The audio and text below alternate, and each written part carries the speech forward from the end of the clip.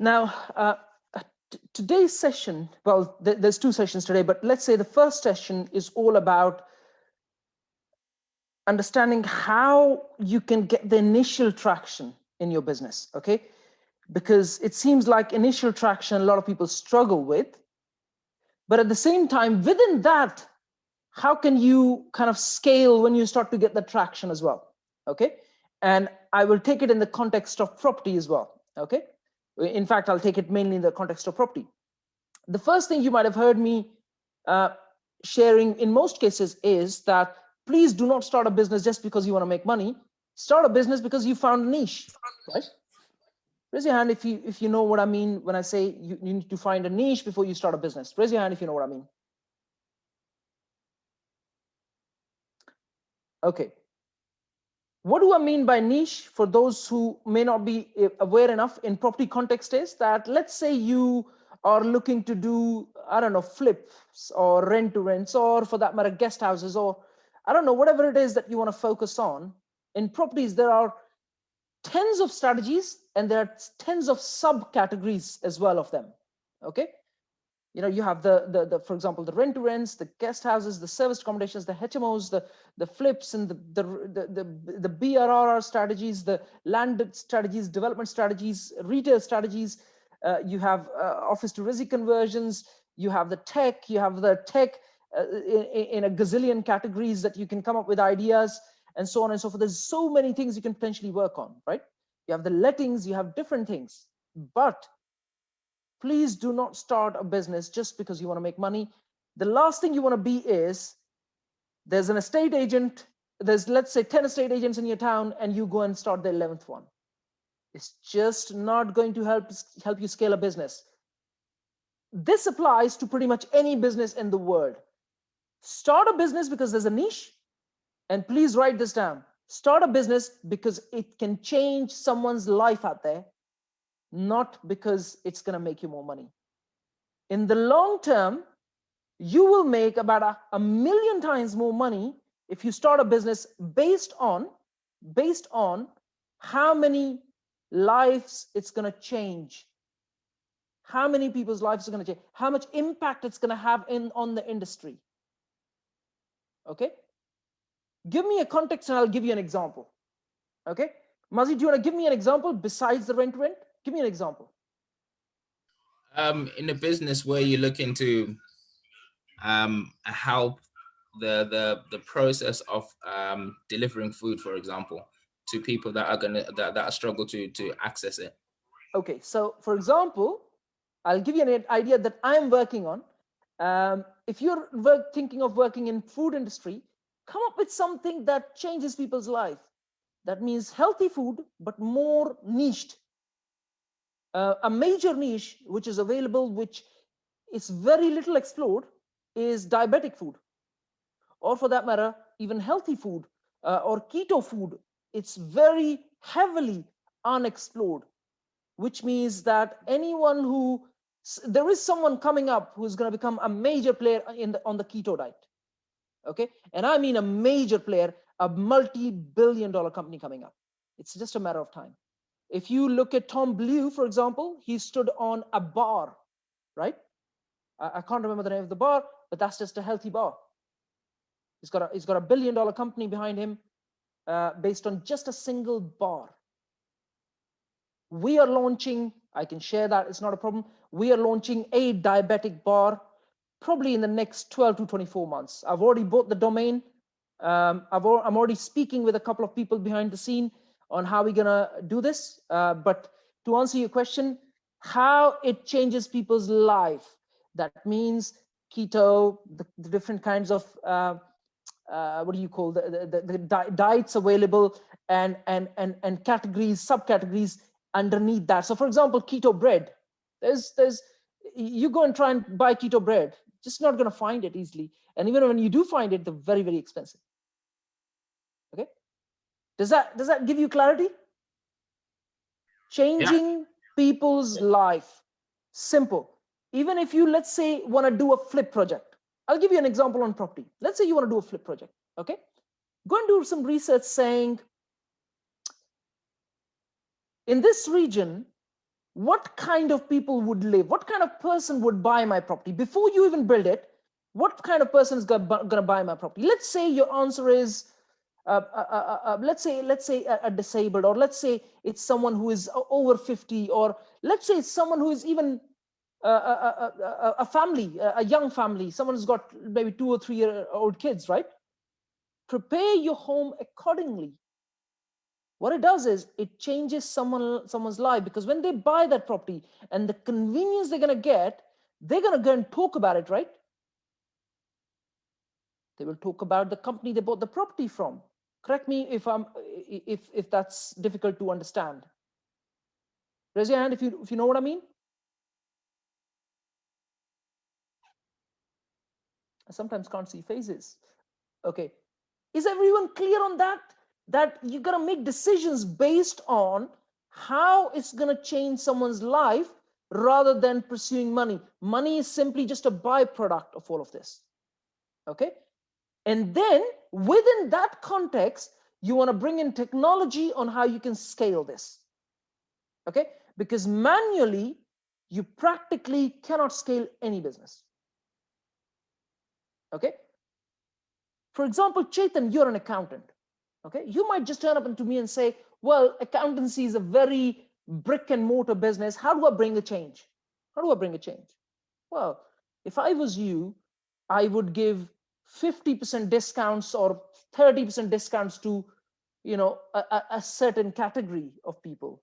Okay, disabled, over certain age, under certain age. And what happens is when you do that, even though you're breaking even with these people are going to go and talk about you.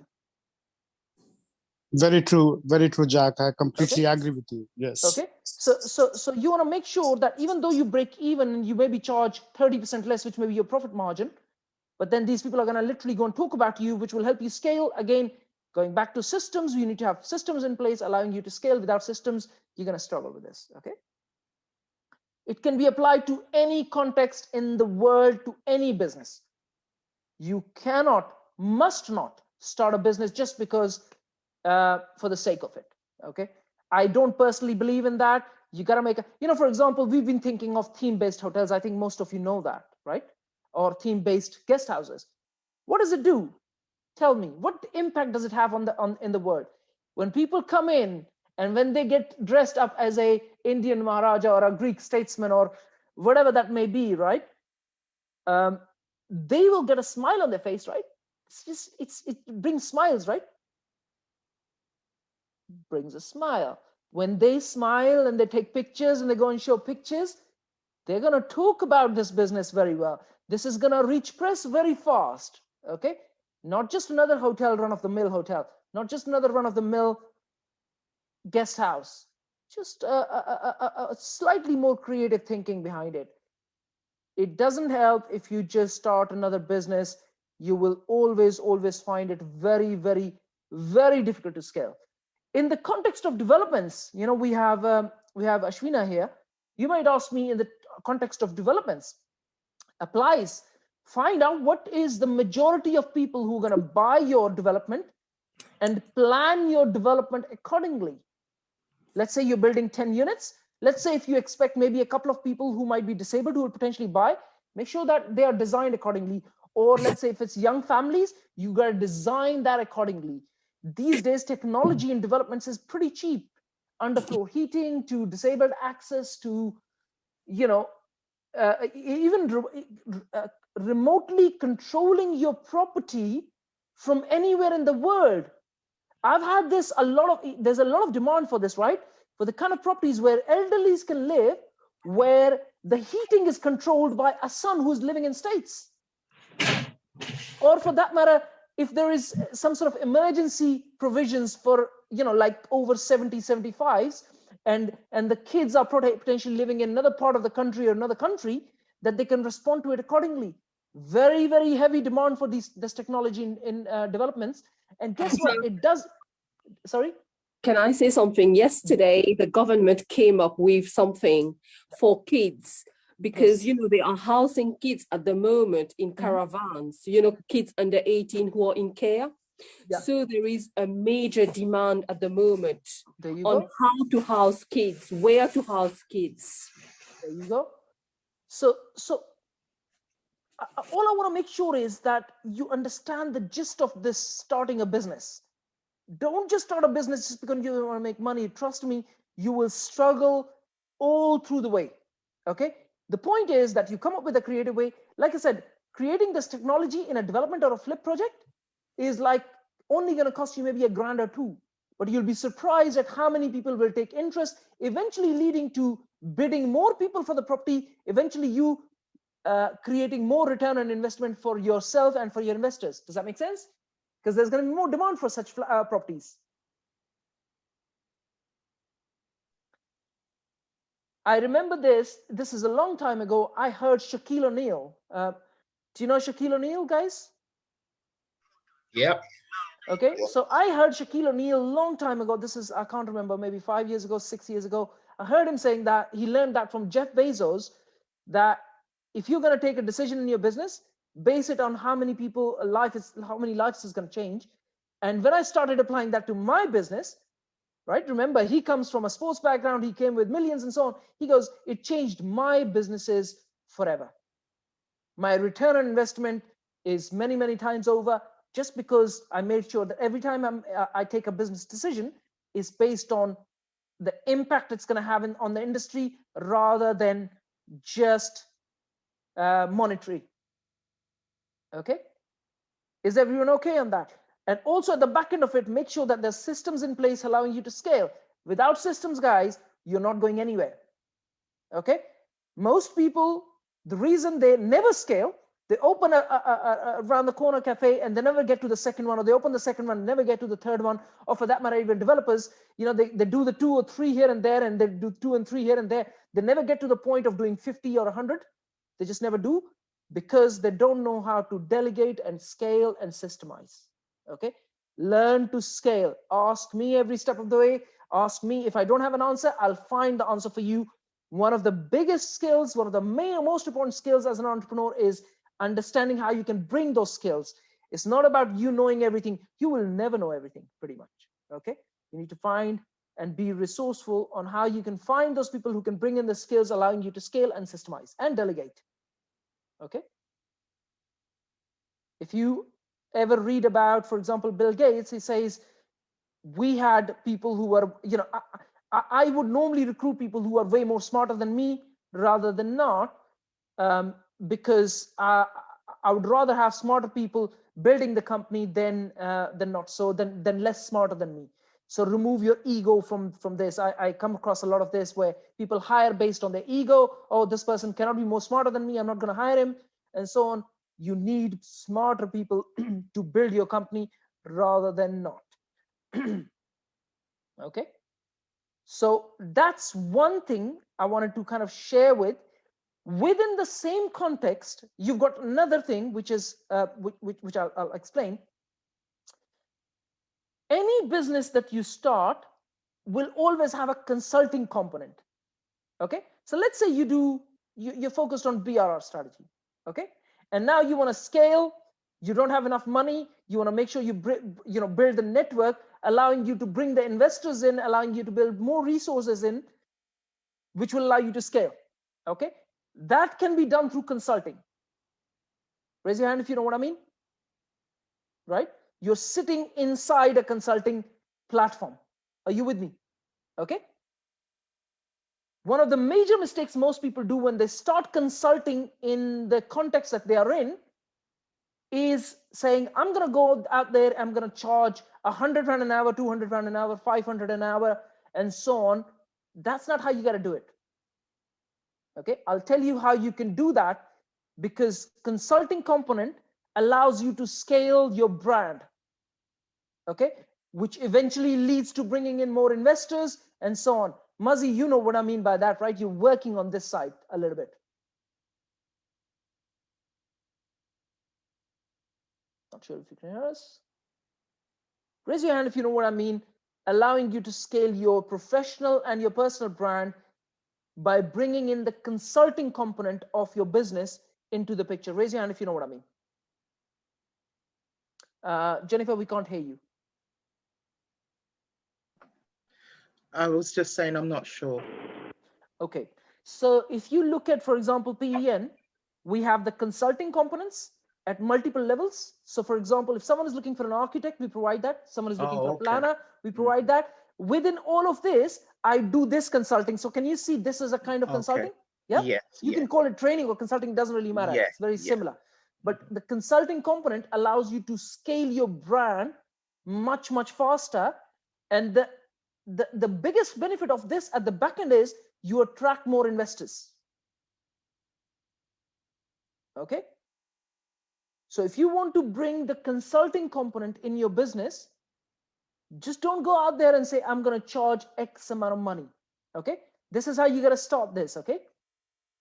You go out there and find one person who needs your service and say, I'm going to provide you this service for free. Okay. I'm going to provide you the service for absolutely free.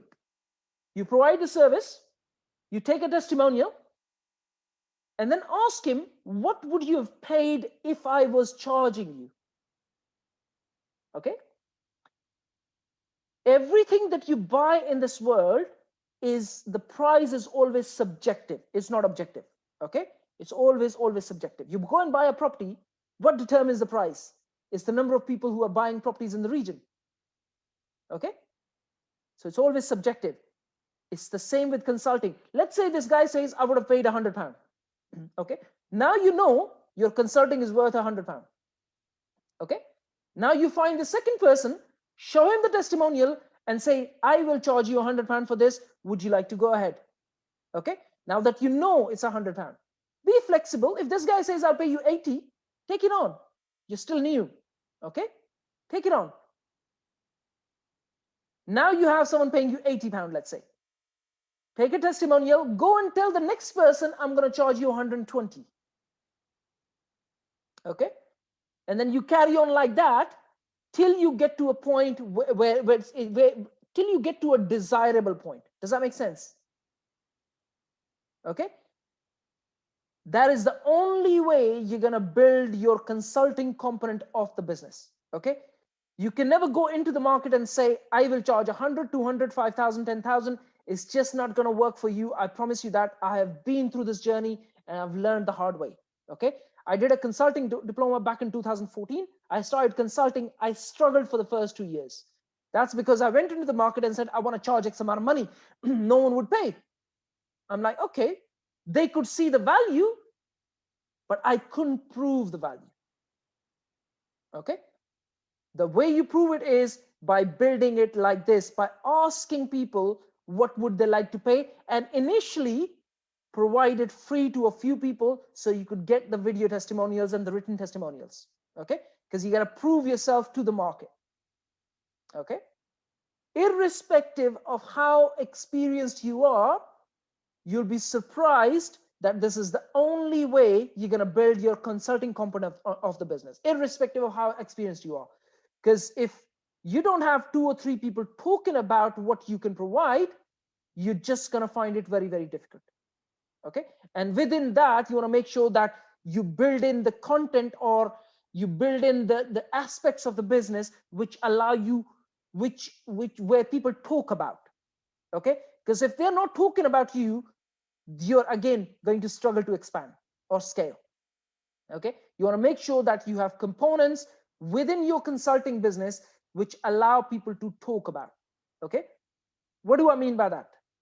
Raise your hand if you don't know what I mean, that they need to talk about you. Raise your hand. Okay. I'll give you a couple of examples. Okay. Let's say you start your consulting. Okay.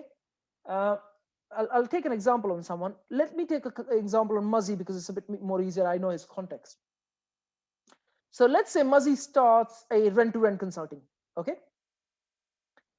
But he's helping, for example, the days that his properties are vacant, maybe he's asking someone who's in a difficult position when it comes to accommodation, he's accommodating them for absolutely free. Okay. Do you think people are going to start talking when he starts to share that? Raise your hand if you know what I mean. People are going to talk about this, right? Maybe not a lot of people, but some people will talk, and you only need some people. You don't need everyone to talk about you, okay? You only need some people, okay? Is that a good idea for you, buddy? It's funny you say that, because there is actually a contractor we spoke to earlier on, and we offered them free accommodation for a couple of nights as part of marketing as well, though. It is. Look, you know, when you do good for people, it is a marketing, but you're doing two things at the same time, right? You're helping people, making a difference to someone's life. At the same time, it's a marketing strategy. Okay? Yeah. People will talk about you. This again can be applied to any business. Try to see which aspect of your business can potentially help people, allowing you to talk about you. You'd be surprised that I've been very, very fortunate. I turn up to an event, people talk about it. And that's because they see me as someone who's leading this platform, and they get surprised that he's turned up to a marketing or a networking event. Okay? Just the fact that if I turn up, okay? Is everyone clear on that? And I'm guys, when I share something, it's not coming from ego. I have absolutely zero ego. It comes from a lot of humility. The reason I share this is because it gives you the experience and the understanding of how everything needs to be done. Okay? You cannot go to the market and say, I'm going to charge X amount of money. People just won't pay you. People just won't pay you unless you've proven your value in the market. Raise your hand if you know people who charge £10,000 a day. I know someone who charges £1 million a day. £1 million a day. Okay? The reason is because he's proven his value in the market. This guy can come into your business and can add value worth 2 million in a single day. Okay? That's because he's got to that point, but he's proven his value by being in the industry and doing things. Okay? I personally know someone who charges 15,000, 16,000 pounds a day. So, okay. Has anyone got any questions? That's the first session. Can I just say something, Jack? Yes, go ahead. So going back to the original statement you mentioned, that changing lives. Changing lives. Because I do a lot of tendering. Mm-hmm. One of the things that the government is doing with tenders is they're asking for a social value. Yes. Now, so if I'm going to submit a tender, one of the questions they're asking is, what social value am I actually going to bring to the community wherever we're going to execute the contract? Yeah. And so it seems, it ties in perfectly with what you're saying, that you kind of need to focus your business model on how is it going to benefit people. Yeah. And I think the government wants all businesses to actually have that element, not just manual profit, but obviously the impact changing of lives in a particular community. So, well, let me share with you, within that, there are three kinds of business structures. One is for profit. Second one is non-profit. There's a third one called a hybrid version, where they're socially focused, okay? Which means that the business is more inclined towards taking decisions which will help the society, okay? And they are the hybrid version of business structures. If those who don't know, please do go and read about it. But at the same time, like I said, even if you start a for-profit business, if you don't bring in that niche or the fact that that can change people's life, you're just going to find it very, very difficult to scale these days, because that's how the industries are these days. Property market is heavily saturated in UK at the moment. Okay, the reason people find it difficult to find properties is because it's saturated. Okay, you've got 10 properties on sale and you've got 100 people looking for them. Okay, reason in 2019, 66% of transactions fell through, which means that people who started the legal process of buying the property were never able to get it over the line for some or the other reason. Either the lender pulled out, they were gazumped, or so there's various reasons for it. So either they got gazumped or the lender pulled out. Well, these are two major reasons basically, but there are other reasons.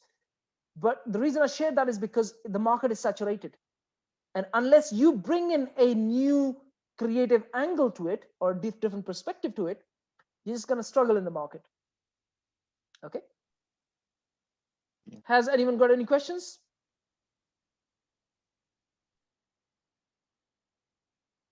Raise your hand if you think this is business changing perspective. I just want to understand this. I just want everyone to understand this. Okay.